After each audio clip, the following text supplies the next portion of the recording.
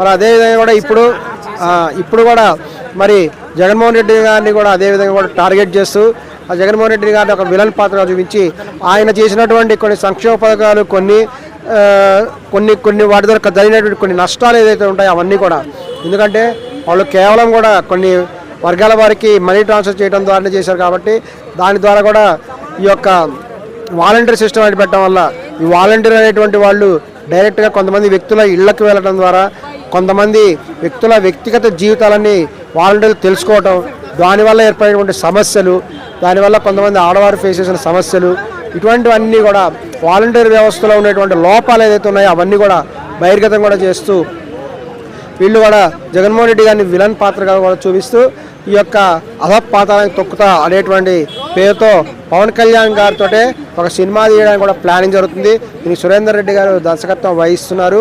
ఇది కూడా అన్నీ అనుకున్నట్టుగానే సజావుగా జరిగితే వచ్చే ఎలక్షన్ ముందు కూడా ఈ సినిమా కూడా రిలీజ్ అవ్వడం జరుగుతుంది. తద్వారా పవన్ కళ్యాణ్ ఇమేజ్ ఎంతో పెరిగి వైఎస్ జగన్మోహన్ రెడ్డి గారి ఇమేజ్ని బ్యాడ్ చేసేటువంటి విధంగా కూడా వాళ్ళ సినిమా కూడా చిత్రీకరించడం కూడా జరుగుతుంది. ఏమైనా ఆ సినిమాలో ఏదైతే ఉంటుందనేటువంటిది ప్రజలకు తెలుసు కాబట్టి ప్రజలు వాళ్ళకు తెలిసినటువంటి అనుభవంతో ఓట్లు వేస్తారు కాబట్టి ఈ విషయం ఏదైనా త్వరలో సెన్సేషన్ అయ్యేటువంటి అవకాశం కూడా ఉంది. మరి దీనికి పోటీగా వైఎస్ జగన్మోహన్ రెడ్డి గారు ఏమైనా పవన్ కళ్యాణ్ గారి గురించి ఏమైనా సినిమా తీస్తారా అనేటువంటి డిస్కషన్ కూడా జరుగుతుంది.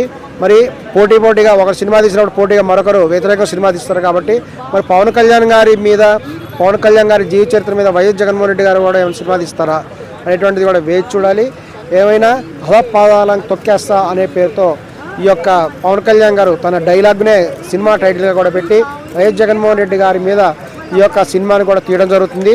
సురేందర్ రెడ్డి గారు దీనికి డైరెక్షను. ఈ సినిమా త్వరలో ఎలక్షన్ ముందు కూడా అందరు కూడా చూడబోతున్నారు.